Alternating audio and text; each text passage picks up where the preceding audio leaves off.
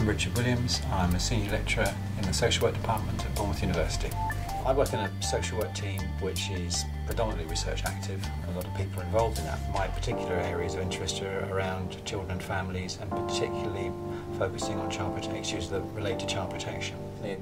The media obviously picked up the story around the tragic story of a beta colony.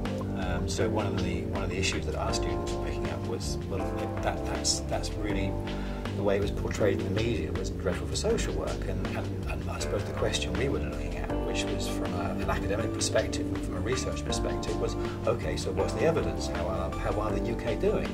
Are we actually good at what we do in terms of child protection? Are we failing? Because the narrative in the media was such that actually we're rubbish. Well, actually, what's the evidence?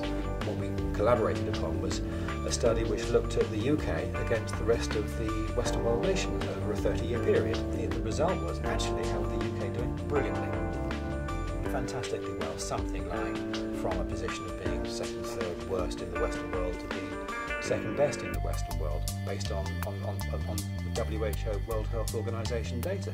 So the evidence is, the fact is, actually the UK are doing extremely well. And actually that's why people come from around the world to see what the UK systems are, because we are so effective. I've been involved in childcare for, well, since 1975. It's about making a difference.